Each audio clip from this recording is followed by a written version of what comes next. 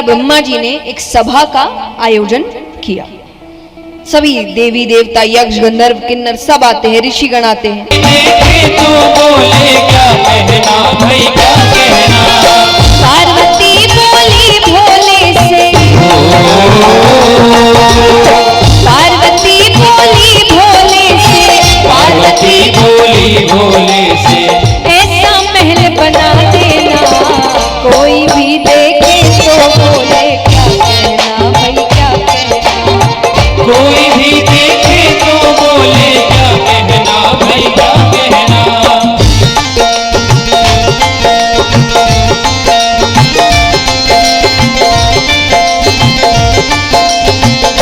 तालियां जोरदार एक साथ।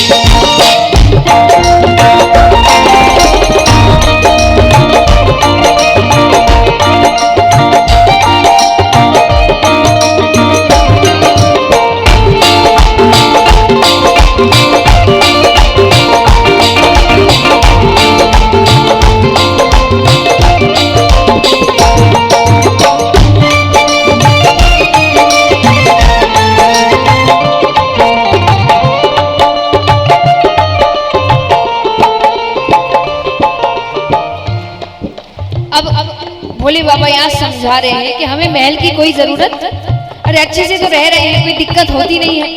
भोले बाबा कहते हैं क्या, पार्वती से बोले भोले तेरे मन में धीर नहीं।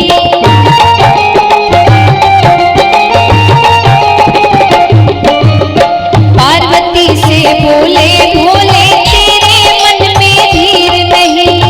पार्वती से बोले भोले तेरे मन में धीर नहीं। इन ऊंचे महलों में रहना ये अपनी तकदीर नहीं। इन ऊंचे महलों में रहना ये अपनी तकदीर नहीं। करूं तपस्या में पर्वत पर, करूं तपस्या में पर्वत पर, करूं तपस्या में पर्वत पर। हमें महल से क्या लेना कोई भी देखे तो बोले कोई भी देखे तो बोले क्या कहना भाई क्या कहना।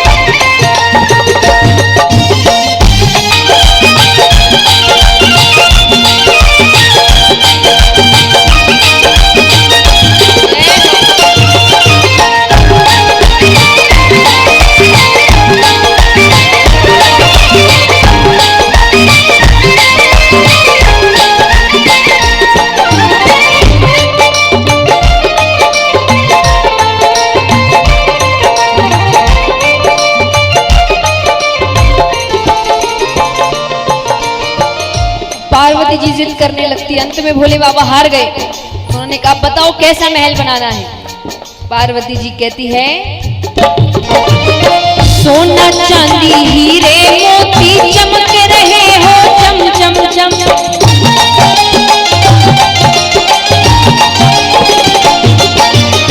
सोना चांदी हीरे मोती चमक रहे हो चम चम चम। सोना चांदी हीरे मोती चमक रहे हो चम चम चम। दास दासियां भरे हाजिरी मेरी सेवा में दासिया करे हाजिरी मेरी सेवा में हरदम। बिना इजाजत कोई न आए, बिना इजाजत कोई न आए, बिना इजाजत कोई ना आए। पहरेदार बिठा देना, कोई भी देखे तो बोले, कोई भी देखे तो बोले। देखिए आपकी आवाज जितनी तेज होगी भोले बाबा उतनी जल्दी मानेंगे ना। कोई भी देखे तो बोले, तो उठाकर पूरे पूरे हाथ और तालियां एक साथ। कोई भी देखे तो बोले, क्या कहना भाई क्या कहना। कोई भी देखे तो बोले क्या कहना भाई क्या कहना।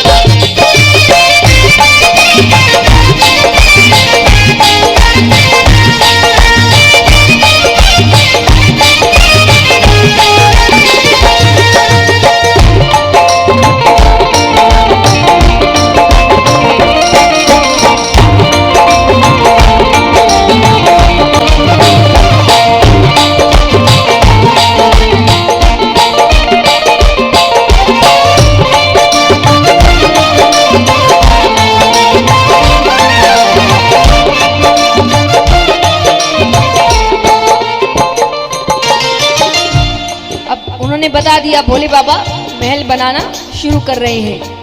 क्या कहकर? पार्वती की जिद के आगे भोले बाबा हार गए।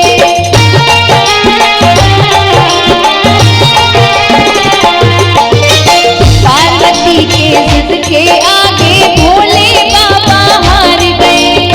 पार्वती के जिद के आगे भोले बाबा हार गए। सुंदर महल बनाने खातिर विश्वकर्मा तैयार हुए। सुंदर महल बनाने खातिर विश्वकर्मा तैयार हुए। पार्वती लक्ष्मी से बोली, पार्वती लक्ष्मी से बोली, पार्वती लक्ष्मी से बोली, गृह प्रवेश में आ जाना, कोई भी देखे तो बोले, कोई भी देखे तो बोले। क्या बात है, तालियां एक साथ। कोई भी देखे तो बोले, क्या कहना भाई क्या कहना। कोई भी देखे तो बोले क्या कहना भाई क्या कहना।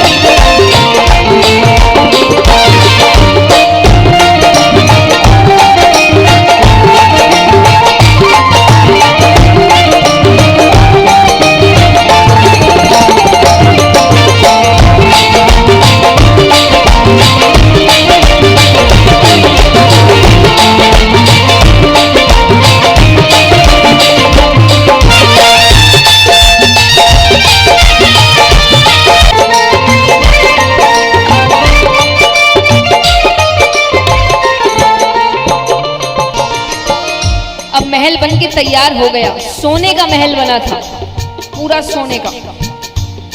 गृह प्रवेश की पूजा हो रही है, पंडित जी को बुलाया गया है, पंडित जी पूजा कर रहे हैं। पंडित जी कौन है? विशेश्रवा। कौन है ये? रावण के पिताजी, वो पूजा करने आए हैं। दो गृह प्रवेश करवाने खातिर पंडित जी बुलवाए गए।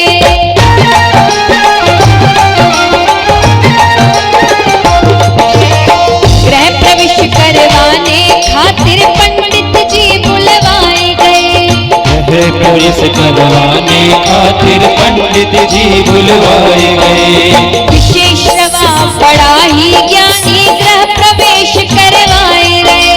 विशेषवा बड़ा ही ज्ञानी गृह प्रवेश करवाए गए। विशेषवा बड़ा ही ज्ञानी गृह प्रवेश करवाए गए। विशेषवा अब पूजा कर दी, दक्षिणा की बारी है। भोले बाबा ने कहा क्या चाहिए, वो क्या जवाब दे रहे हैं? विशेषवा बड़ा ही ज्ञानी गृह प्रवेश करवाए रहे। विशेषवा बड़ा ही ज्ञानी गृह प्रवेश करवाए रहे। सुंदर महल बना सोने का, सुंदर महल बना सोने का, सुंदर महल बना सोने का, सुंदर महल बना सोने का, इसे दान में दे देना। और भोले बाबा को जितना हम सब जानते हैं उनका जवाब क्या हुआ होगा? तथास्तु। तो अब जो कथा के पीछे कथा होती है, वो जो सोने की लंका थी वो रावण की नहीं थी, वो पार्वती माता का बनाया हुआ महल था, जिन्होंने अपनी मर्जी से बनाया था। रावण के पिताजी ने दक्षिणा के स्वरूप में ले लिया था। सुंदर महल बना सोने का, सुंदर महल बना सोने का, इसे दान में दे देना। कोई भी देखे तो बोले क्या कहना, भाई क्या कहना। कोई भी देखे तो बोले क्या कहना, भाई क्या कहना।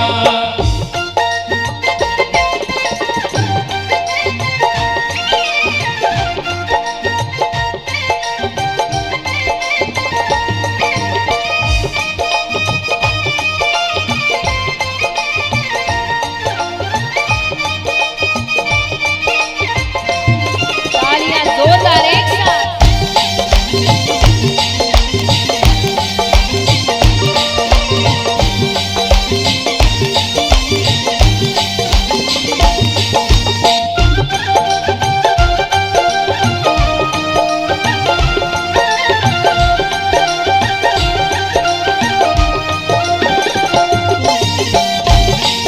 बोलिए शंकर भगवान की।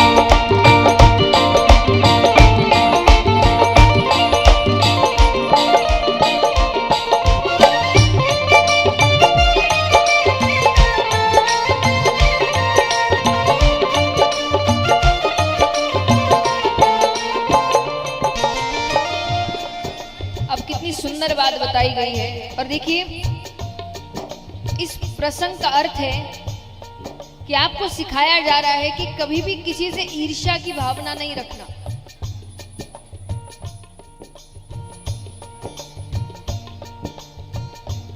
हमें कई बार लगता है उसको ऐसे कैसे मिल गया, या उसको तो रातों रात मिल गया, अरे उसको तो ऐसे ही मिल गया। नहीं, एक बात याद रखना, हर व्यक्ति को उसको अपने कर्मों का ही मिलता है।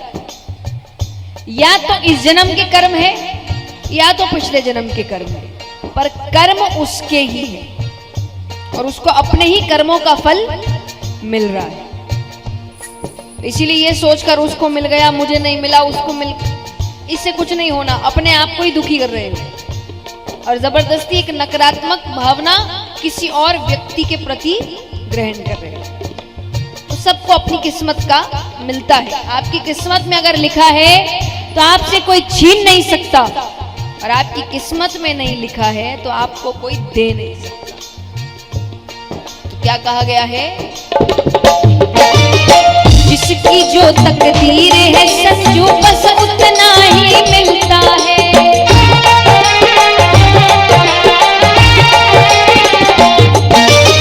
जिसकी जो तकदीर है संजू बस उतना ही मिलता है। जिसकी जो तकदीर है संजू बस उतना ही मिलता है। मालिक की मर्जी के बिना तो पत्ता तक नहीं हिलता है। मालिक की मर्जी के बिना तो पत्ता तक नहीं हिलता है। तू तो भजन किए जा प्यारे, तू तो भजन किए जा प्यारे, तू तो भजन किए जा प्यारे।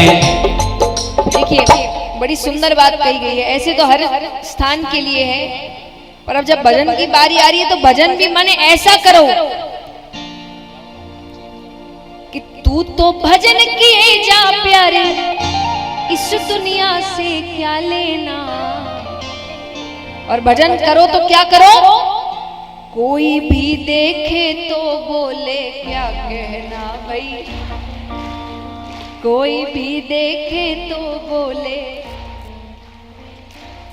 तो काम में अगर ये लागू होता है कि काम ऐसा करो कि हर कोई तारीफ करे, तो भजन भी ऐसा करो कि पूरी दुनिया तारीफ करे। तो उठाकर पूरे पूरे हाथ एकदम लंबे लंबे। तू तो भजन किए जा प्यारे, तू तो भजन किए जा प्यारे, इस दुनिया से क्या लेना। कोई भी देखे तो बोले क्या, कोई भी देखे तो बोले क्या कहना भाई क्या कहना। पार्वती बोली भोले से, पार्वती बोली भोले से, पार्वती बोली भोले से, ऐसा महल बना देना।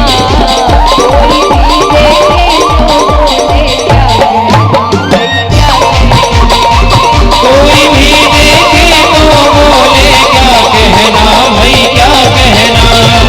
कोई भी देखे तो बोले क्या कोई भी देखे तो बोले क्या कहना भाई क्या कहना। कोई भी देखे तो बोले क्या कहना भाई क्या कहना। बोलिए शंकर भगवान की।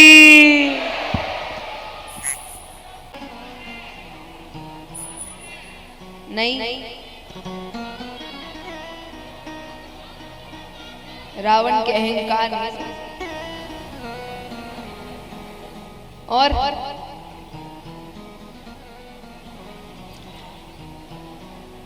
हनुमान जी की पूंछ ने लंका को आग लगाई पार्वती जी।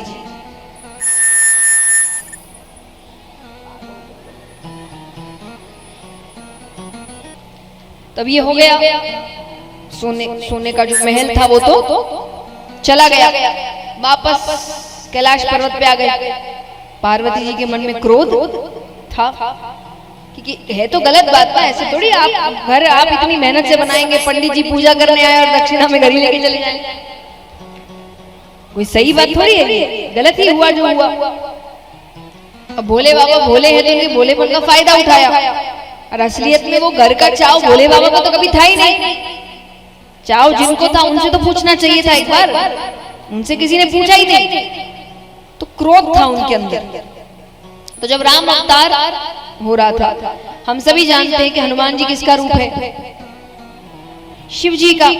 तो जब वो अवतार ग्रहण कर रहे जा रहे थे तो माता ने कहा मैं भी चलूं। तो हनुमान जी ने कहा कि एक तो मैं ब्रह्मचारी के रूप में जा रहा हूँ, और ऊपर से जिस समय जा रहा हूँ उस वक्त मेरे प्रभु खुद ही अपनी पत्नी से दूर होंगे, उनके वियोग में होंगे। मैं कैसे पत्नी के रूप में किसी को लेकर चला जाऊं? तो माता ने कहा ठीक है, फिर ऐसा रूप लेते हैं कि आपके साथ होकर भी मैं आपके साथ नहीं रहूं। तो पार्वती जी हनुमान जी की पूंछ बनकर जाती है। इसलिए अगर हनुमान जी कोई आग लगाना होता तो हाथों का इस्तेमाल नहीं कर लेते, लेकिन आग किसने लगाई? पूंछ ने। असलियत में आग पार्वती जी ने लगाई थी कि महल मेरा था, मेरा ही रहेगा, और मेरा नहीं तो किसी का नहीं। तो उन्होंने लंका को आग लगा दी। तो ये इस प्रकार कथा आती है, वरना वहां पर लंका को आग लगाने की कोई बात थी नहीं। तो इस प्रकार जो घर की बात आती है, तो वो कैलाश पर्वत पे ही फिर रहते थे दोनों। तो कहा कि अगर सबसे ज्यादा प्रेम किसी में है तो ये इन दोनों में ही है, हमेशा साथ रहते हैं। नारद जी ने कहा इतना ही प्रेम है तो अगर मैं उनके बीच झगड़ा करवा दूं तो? अब आपको लग सकता है कि पति पत्नी के बीच तो झगड़े होते ही हैं, कौन सी बड़ी बात है। आपस में झगड़ना अलग है, किसी तीसरे की वजह से झगड़ना। अगर कोई तीसरा आए और आपके बीच झगड़ा करवा के चला जाए तो फिर आपके प्रेम में अभी भी कमी है। तो उन्होंने कहा मैं झगड़ा करवा दूं। सबने कहा तब की तब देखी जाएगी। अब नारद जी रोजाना जाए और दोनों को साथ बैठा देखकर वापस आ जाए। अब एक दिन संयोग से भोले बाबा कहीं गए हुए थे, माता अकेली थी। नारद जी जाते हैं, माता को प्रणाम करते हैं। माता ने कहा कैसे आना हुआ? बोले वो बाबा से कुछ जरूरी काम था, कहाँ है? माता ने कहा वो तो अभी अभी निकले हैं, अगर बहुत जरूरी काम है तो मुझे कह दो, मैं उनके आते ही उनसे कह दूंगी। नारद जी कहते नहीं, वो थोड़ी व्यक्तिगत बात थी। व्यक्तिगत यानी हाँ पर्सनल, कि थोड़ी पर्सनल बात थी, सबको नहीं बता सकती। माता ने कहा आपके बाबा और मेरे बीच कोई व्यक्तिगत बातें नहीं रहती, वो सब कुछ मुझे बताते हैं। नारद जी कहते मैं नहीं मानता। पुरुष कोई ना कोई बात तो स्त्री से छुपाता ही, अब वो कोई भी हो। अब यहां जितने भी शादीशुदा पुरुष बैठे हैं, घर जाके सबकी क्लास लगी, पर सच है कथाओं में बातें झूठी नहीं लिखी होती ना। बोले कोई भी हो, यहां भोले बाबा तक की बात है, साधारण मनुष्यों की तो क्या ही बात करें। तो पुरुष कोई ना कोई बात तो स्त्री से छुपाता ही है। माता ने कहा ऐसा कुछ नहीं है। नारद जी ने कहा कुछ नहीं है तो आपने अमर कथा सुनी है? बोले ये कौन सी कथा है? अरे बोले बहुत गोपनीय कथा है, बाबा हर किसी को नहीं सुनाते, जिससे सबसे ज्यादा प्रेम करते हैं उसे ही सुनाते हैं। माता ने कहा इसका मतलब मुझसे प्रेम ही नहीं करते? बोले वो मैं क्या जानूं। अच्छा मैं चलता हूं, बाबा से मत कहिएगा कि मैं आया था। नारद जी ने अपना काम कर दिया। अब देखिए ऐसे भी आपको पता है कि नहीं मुझे नहीं पता, पर भोले बाबा आए दिन पार्वती जी को कोई ना कोई कथा सुनाते रहते हैं। कई दोहे आप सुनेंगे, जैसे एक है उमा राम स्वभाव जिन जाना तीनी भजन तजी भाव नाना। उमा कौन है?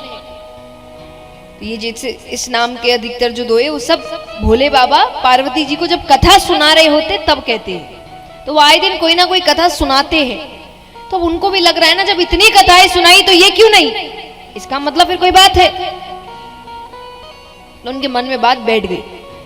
अब उनको लग रहा है अमर कथा कौन सी है, ऐसी कौन सी कथा है, मुझे क्यों नहीं सुनाई। इतने में ही भोले बाबा आते हैं तो कोई स्वागत नहीं, बात ही नहीं कर रही हो।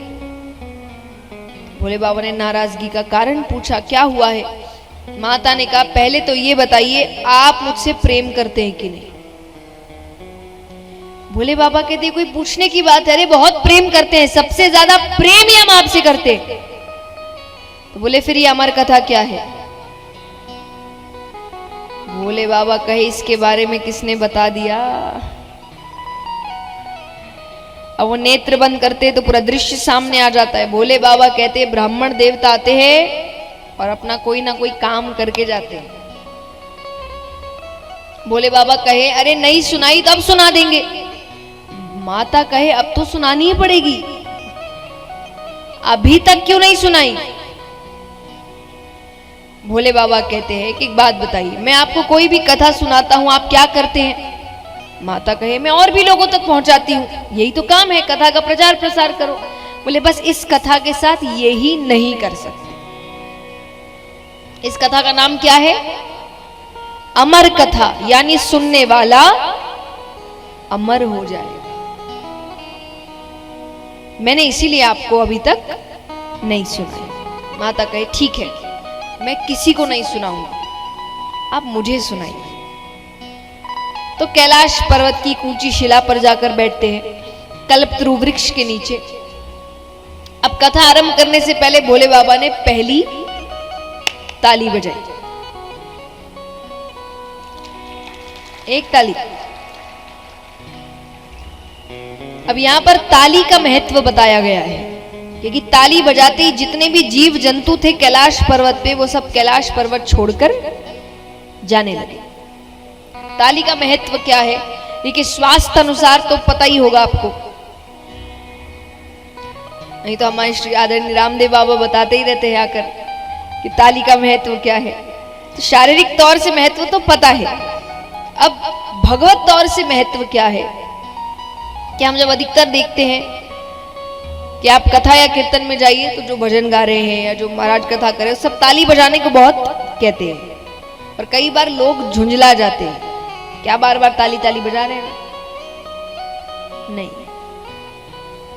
ताली आपको और भगवान को करीब लाने का एक माध्यम है। ताली से कुछ सांसारिक चीजें हमसे दूर होती है। जैसे उदाहरण स्वरूप फायदे बता रही हूं। ताली यानी व्यक्ति अहंकार बाहर छोड़कर आया है। उदाहरण, अब आप कथा कराते तो आपने अब 7 दिनों में कईयों को निमंत्रण दिया होगा, उसमें से बड़े बड़े लोग भी होंगे, तंत्री मंत्री होंगे, सब है ना, कोई ना कोई तो आएगा। बुलाते ही लोग 7 दिन में अपने अपने जगह के जो बड़ी बड़ी पदवी पे बैठने वाले लोग हैं उनको बुलाते हैं, आते हैं लोग। अब उनमें से कई होंगे, उनको आप देखेंगे ना, वो जब कथा सुनते हैं ना तो एकदम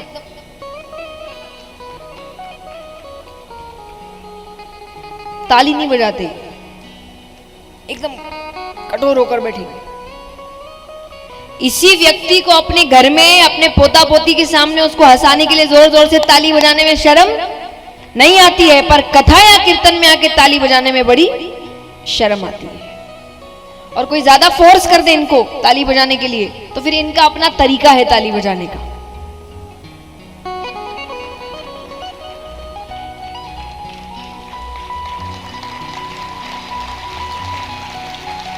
इससे ज्यादा तो ना बजाओ। पर इसका अर्थ क्या है? यानी व्यक्ति यहां भी ये सोच रहा है मैं कौन हूं।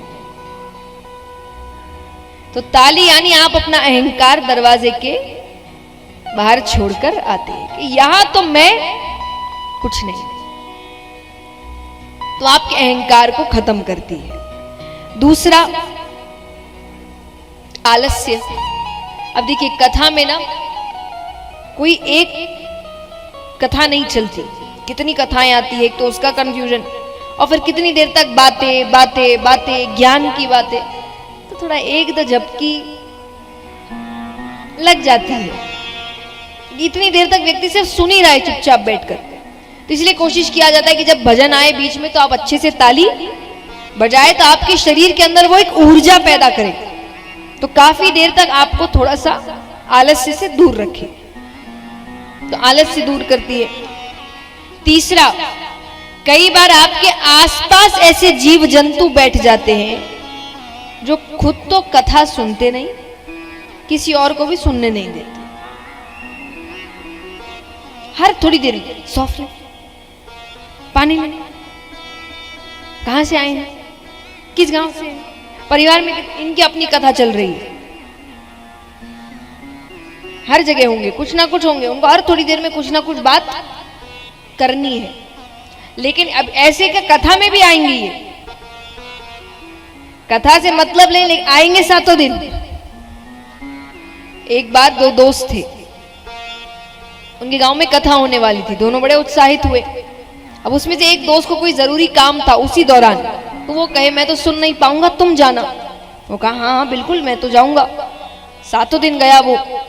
अब कुछ दिन बाद जब दोस्त वापस आया तो उसने कहा तुम गए थे? बोले बिल्कुल गए थे। बोले कैसी हुई कथा? बोले 1 नंबर, इतनी अच्छी कथा, इतनी अच्छी बातें बताई गई, तुमने तो बहुत अच्छा। वो तारीफ पे तारीफ कर रहा है, वो इतनी तारीफ कर रहा है कि इसको लग रहा है कि ऐसा क्या सुन लिया। तो इसने कह दिया 1-2 बात मुझे भी बताओ ना। तो उसने कहा कि अरे बहुत अच्छी कथा हुई। अरे बोले क्या क्या बोला बताओ। अरे बोले इतनी अच्छी बातें बताई गई। बोले क्या बताई गई? बोले वो याद नहीं। और कथा बहुत अच्छी हुई। फिर क्या अच्छी हुई? ये जो कथा में जाने के बाद भी इनकी अपनी कथा चल रही है, इसलिए इनको कुछ भी याद नहीं रहता। अब ये कब होगा? जब आप शांत बैठे हैं, आप भी इधर उधर देख रहे हैं। एक तो हमारी आदत है, और ये आदत कथा में ही है, कोई आया नहीं कि जब तक बैठे नहीं उसको ही देखो। यही अभी सबके हाथ में 1-1 नोटों की गड्डी पकड़ा दो कि जो जितनी जल्दी गिनेगा ये गड्डी उसकी। फिर तो सामने से बड़ा व्यक्ति चला जाए, मजाल है इसकी आंख ऊपर हो जाए, तब तो पूरा ध्यान गाली है। लेकिन कथा में है इधर, तो आपको परेशान तभी करेंगे लोग जब आप ऐसी हरकतें करेंगे। अब आप भक्ति में लीन हैं, आप भगवान की कथा में लीन हैं, ताली वो आपको छेड़ते नहीं है, फिर अपने जैसा कोई और ढूंढते। तो इसीलिए भोले बाबा ने पहली ताली बजाई। तो ताली का अध्यात्म में बहुत बड़ा महत्व है। दूसरी ताली बजाते हैं तो महादेव जी का जो त्रिशूल है वो 3 बार कैलाश पर्वत की परिक्रमा करता है कि कोई छिपकर तो नहीं बैठा। अमर कथा है भाई। तीसरी ताली बजाते हैं, सुगंधित हवाएं बहने लगती है, भक्ति में वातावरण हो जाता है। अब भोले बाबा कहते हैं पार्वती जी से कि एक बात और, इस कथा में निद्रा रानी भक्त की परीक्षा लेने आती है। निद्रा रानी यानी नींद। तो आप ध्यान से सुनिएगा, अगर ध्यान भटका तो वो अपनी गोद में ले लेगी। माता ने कहा मैं बिल्कुल ध्यान से सुनूंगी। फिर भी भोले बाबा कहते सुरक्षा के लिए, क्योंकि हो सकता है कथा करते करते मैं ही नेत्र बंद कर लूं, तो आप हर थोड़ी देर में स्वामी कहते रहिएगा। मेरे कानों में आवाज आएगी तो मुझे समझ आ जाएगा कि आप सुन रही हैं। माता ने कहा ठीक है। अब जिस पेड़ के नीचे बैठे हैं उस पेड़ पर एक सूवे का अंडा पड़ा है। सूवा यानी तोता। सूवा यानी तोता, उसका अंडा पड़ा है। वो उसी वक्त फूटता है, उसमें से एक शूक बालक निकलता है। वो भी बैठकर चुपचाप कथा सुन रहा है। थोड़ी देर तो माता ने कथा सुनी, थोड़ी देर बाद सो गई। भोले बाबा भी नेत्र बंद करके कथा कहे जा रहे हैं। वो सो रही है, लेकिन भोले बाबा रुक ही नहीं रहे। क्यों नहीं रुक रहे?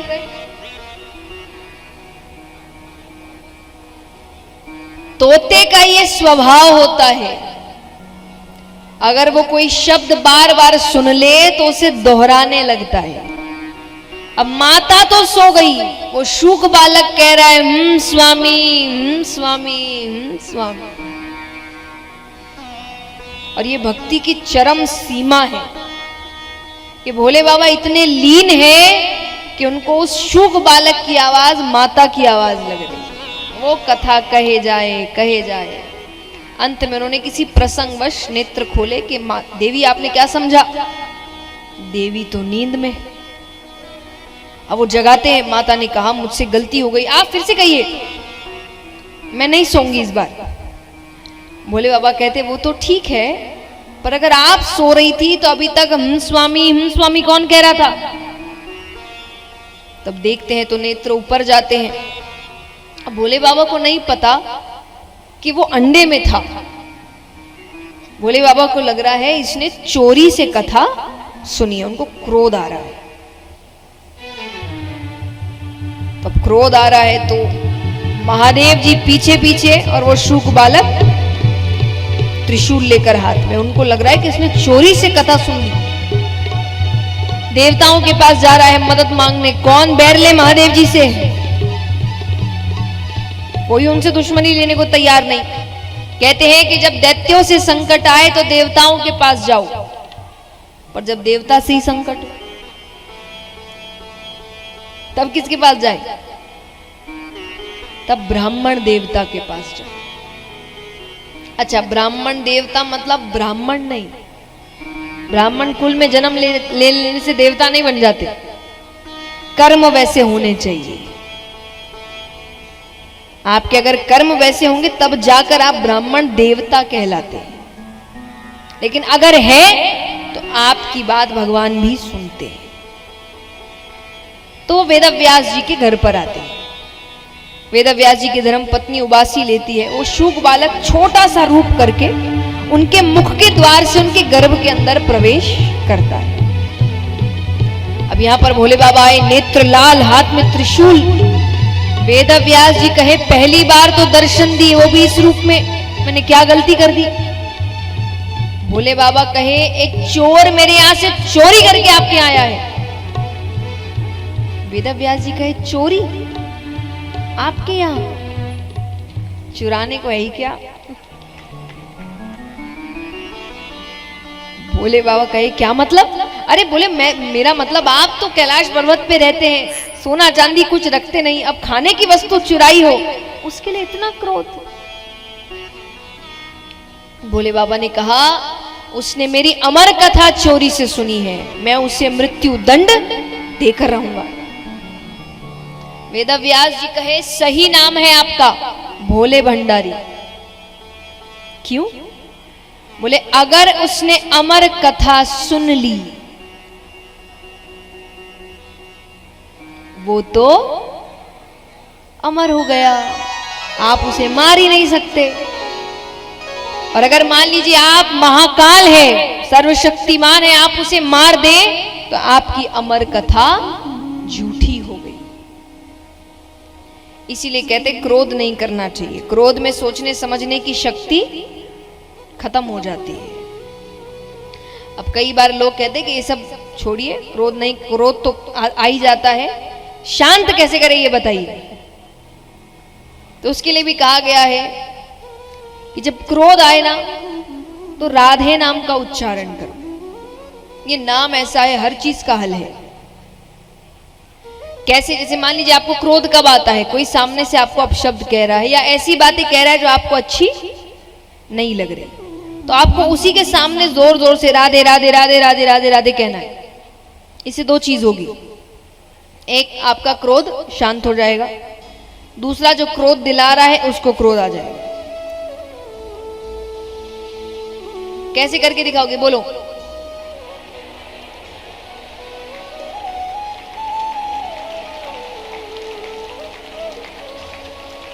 कैसे? सबके चेहरे पर मुस्कुराहट आ गई। अब आपको मुस्कुराता देख उसको अच्छा थोड़ी लगेगा।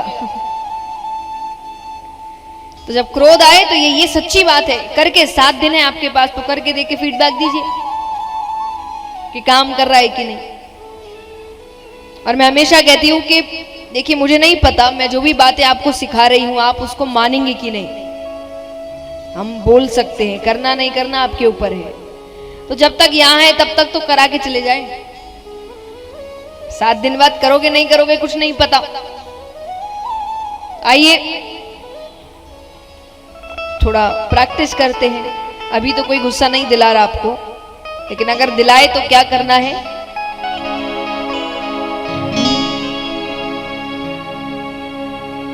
किशोरी कुछ ऐसा इंतजाम हो जाए, किशोरी कुछ ऐसा इंतजाम। कैसा इंतजाम? जुबान पे नाम, कि जुबान पे राधा राधा राधा नाम। किशोरी कुछ ऐसा इंतजाम हो जाए। किशोरी कुछ ऐसा इंतजाम हो जाए। किशोरी कुछ ऐसा इंतजाम हो जाए। किशोरी कुछ ऐसा इंतजाम हो जाए। ओ सुबह पे राधा राधा राधा नाम हो जाए। सुबह पे राधा राधा राधा नाम हो जाए। किशोरी कुछ ऐसा इंतजाम हो जाए। किशोरी कुछ ऐसा इंतजाम हो जाए।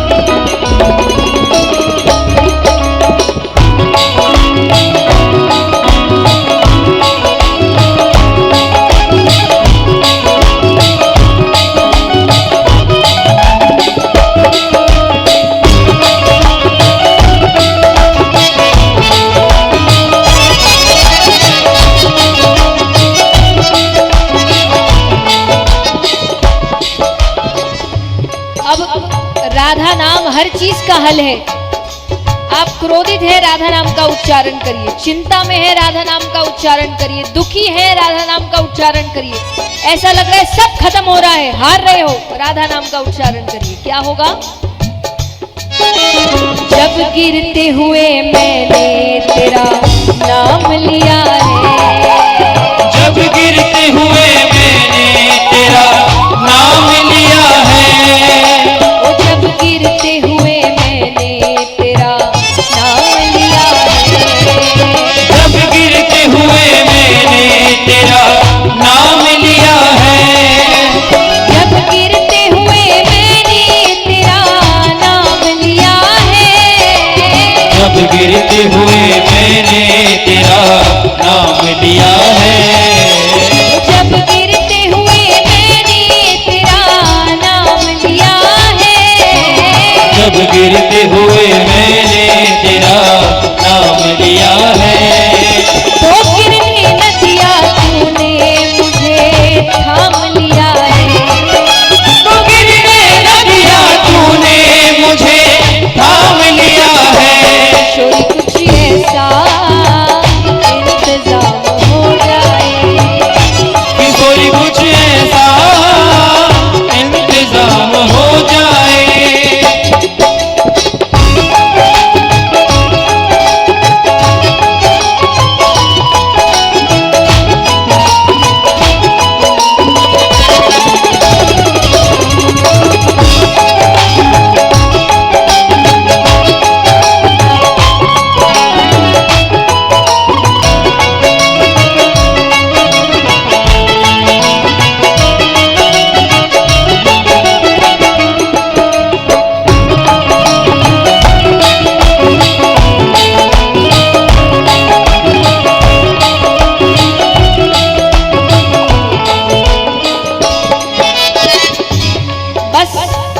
इनकी शरण में आने की देर है। शरण में गए तो कृपा अपने आप होने लग जाती है। एक बार बस कह दो कि हम आपकी शरण में हैं, फिर वो कृपा अपने आप कर देंगे। भक्त कहते हैं, तुम अपने भक्तों पे कृपा करती हो श्री राधे। तुम अपने भक्तों पे कृपा करती हो श्री राधे। उनको अपने चरणों में जगह देती हो श्री राधे। उनको अपने चरणों में जगह देती हो श्री राधे। तुम अपने भक्तों पे कृपा करती हो श्री राधे। तुम अपने भक्तों पे कृपा करती हो श्री राधे। उनको अपने चरणों में जगह देती हो श्री राधे। उनको अपने चरणों में जगह देती हो श्री राधे। और तुम्हारे चरणों में मेरा मुकाम हो जाए। तुम्हारे चरणों में मेरा मुकाम हो जाए। किशोरी कुछ ऐसा इंतजाम हो जाए। किशोरी कुछ ऐसा इंतजाम हो जाए।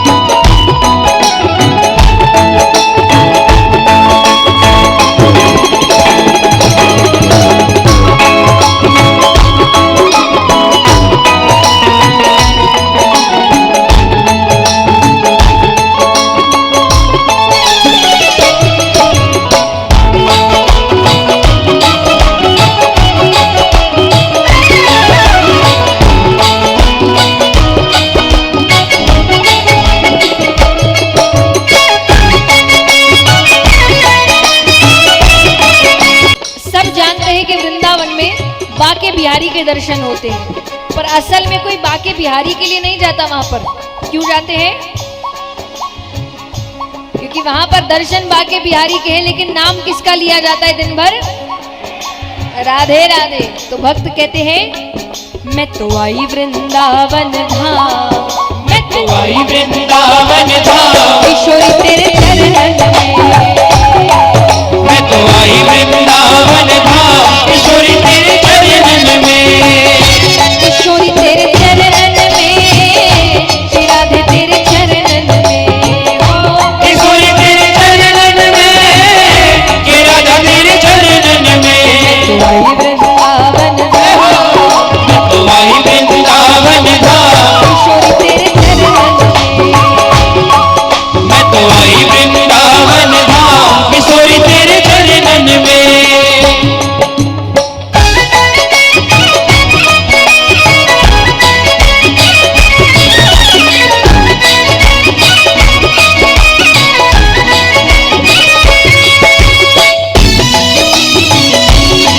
बोलिए वृंदावन बाके बिहारी लाल की।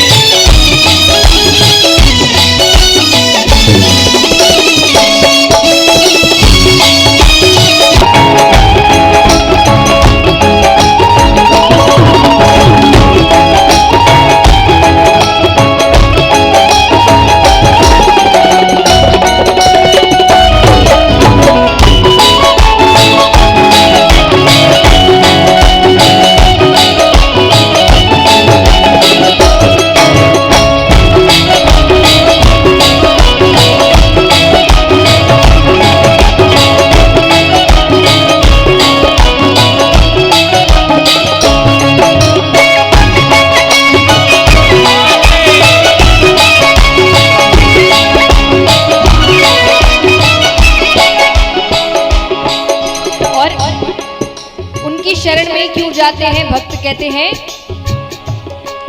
ब्रिज वृंदावन की महारानी, ब्रज वृंदावन की महारानी, ब्रिज वृंदावन की महारानी, ब्रज वृंदावन की महारानी, मुक्ति भी यहाँ भरती पानी, मुक्ति यहाँ भरती पानी, मुक्ति भी यहाँ भरती पानी, मुक्ति भी यहाँ भरती पानी, मुक्ति भी यहाँ भरती पानी, मुक्ति भी यहाँ भरती पानी। चरण पड़े चारों धाम, तेरे चरण पड़े चारों धाम, किशोर तेरे चरणन में, तेरे चरण पड़े चारों धाम, किशोरी तेरे चरणन में।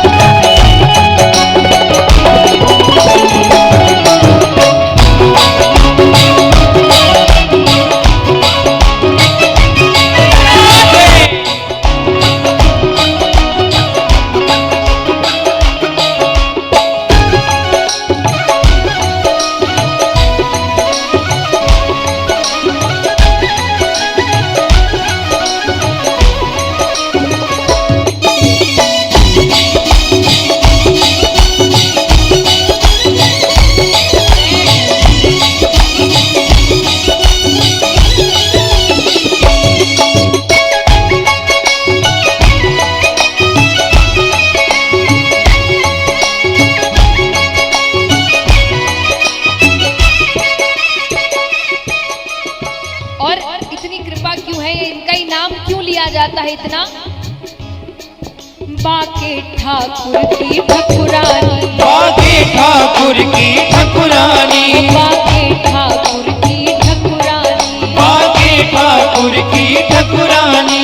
वृंदावन जिनकी राजधानी, वृंदावन जिनकी राजधानी, ओ वृंदावन जिनकी राजधानी, वृंदावन जिनकी राजधानी, ओ वृंदावन जिनकी राजधानी, वृंदावन जिनकी राजधानी। तेरे चरण दबावत श्याम, तेरे चरण दबावत श्याम, किशोरी तेरे चरणन में, तेरे चरण दबावत श्याम, किशोरी तेरे चरणन में, किशोरी तेरे चरणन में, राधे तेरे चरणन में, ओ किशोरी तेरे चरणन में, के राधा तेरे चरणन में। तो आई वृंदावन धाम, मैं तो आई वृंदावन धाम, किशोरी तेरे चरणन में, मैं तो आई वृंदावन धाम, किशोरी तेरे चरणन में।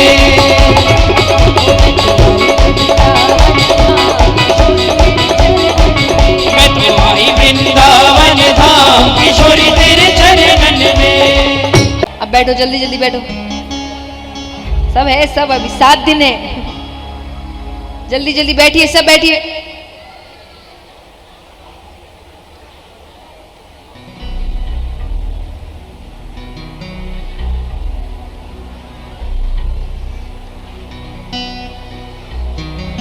जल्दी जल्दी, जितनी जल्दी खड़े होते उतनी जल्दी बैठा भी करिए।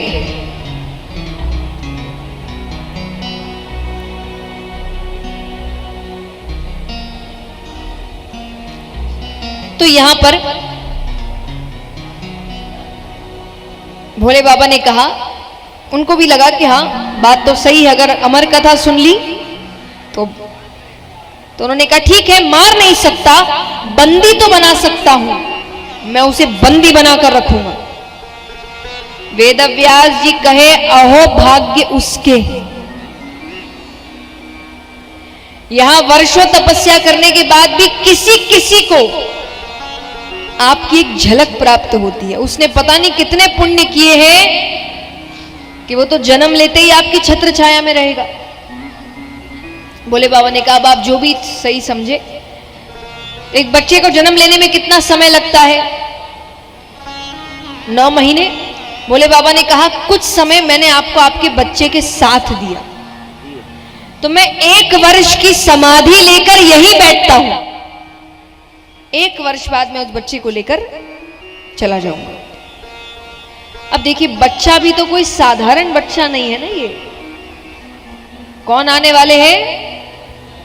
सबसे बड़े वैरागी माने गए हैं, सुखदेव जी सबसे बड़े, तो कोई साधारण व्यक्ति तो आ नहीं रहा है, तो वो गर्भ के अंदर सब सुन रहे हैं। तो उन्होंने कहा कि समाधि ली भी तो इतनी कंजूसी से, 1 वर्ष की, 16 वर्ष की समाधि तो मैं लेकर बैठता हूं। उस बच्चे ने गर्भ के अंदर 16 वर्षों की समाधि। 1 वर्ष बाद महादेव जी उठते हैं, लाइए बालक। वेद व्यास जी कहे बाहर आना तो दूर, उसका आकार भी नहीं बढ़ रहा। मेरी पत्नी को तकलीफ हो रही है, शायद वो आपके डर से बाहर नहीं आ रहा, आप उसे माफ कर दीजिए। जैसा मैंने कहा कि अगर आपके कर्म देवताओं से होते हैं तो आपकी बात भगवान भी सुनते हैं। बोले बाबा मान गए, चले गए। लेकिन वो बच्चा बाहर 15.5 वर्ष तक नहीं आया। भगवान को नीचे आना पड़ा। तो भगवान नीचे आए, हर गर्भ के बाहर से बातें कर रहे हैं। भगवान कहे कि तुम बाहर आ जाओ, ये दुनिया बहुत सुंदर है। वो बच्चा कहे इसीलिए तो नहीं आना, ये दुनिया इतनी सुंदर है कि यहां आके जीव आपको भूल जाता है, आपको मानने से इनकार कर देता है। और भगवान कहे तुम अंदर तो नहीं रह सकते। तो बोले काम करिए, आप अपनी मोह माया रोक दीजिए, मुझ पर चढ़ेगी नहीं तो मैं बाहर भी ऐसा ही रहूंगा जैसा यहां हूं। भगवान कहे मोह माया तो नहीं रुक सकती। बोले फिर मैं अंदर ही ठीक हूं।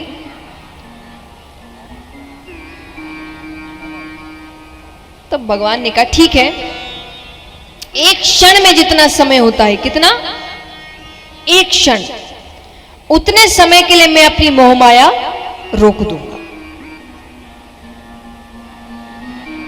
लेकिन वो बच्चा कहे जब मैं कहूं तभी रोकिएगा। तो उसने बाहर निकलने की तैयारी कर ली। भगवान यहां अपनी मोह माया रोकते हैं।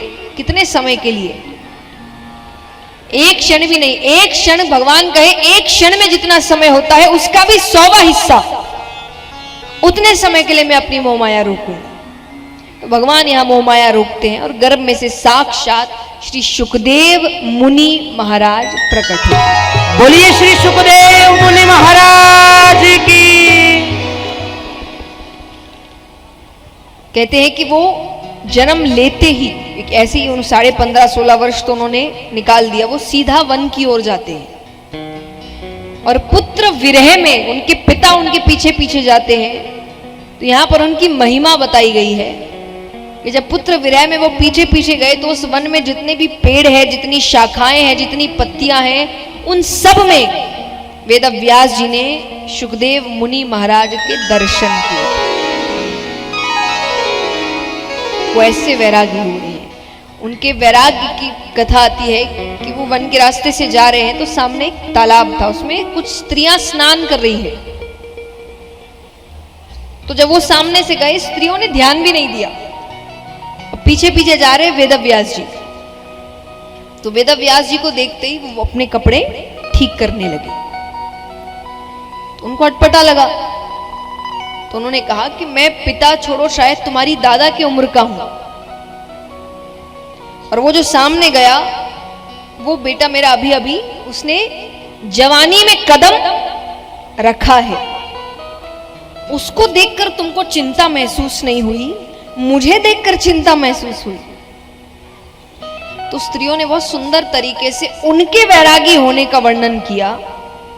वो कहे कौन स्त्री है, कौन पुरुष है, कौन बूढ़ा है, कौन जवान है, ये आपकी मेरी दृष्टि में है।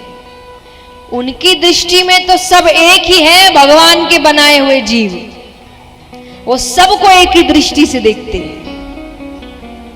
हम कहते हैं ना कि एक भाव होना चाहिए, एक दृष्टि। क्या है? सबको आप एक दृष्टि से देखो, यही है। उनकी दृष्टि में कोई बूढ़ा, जवान, बच्चा, बड़ा, अच्छा, बुरा, स्त्री, पुरुष, ये सब नहीं है। वो एक ही दृष्टि से सबको देख रहे हैं। तो उस स्त्रियों को उनको देखकर इतना फर्क कि उनको पता है कि उन्होंने शायद ध्यान भी नहीं दिया होगा, लेकिन हमारी आपकी दृष्टि में इतनी बातें हैं कि मैं बूढ़ा हूं, उसने जवानी में कदम रखा है। तो ऐसे वैरागी हुए और वो ऐसे गुरु हुए कहते हैं कि सुखदेव जी जैसे गुरु मिल जाए तो व्यक्ति धन्य हो जाए। 7 दिनों में राजा परीक्षित को भगवान से मिला दिया था, सिर्फ 7 दिन।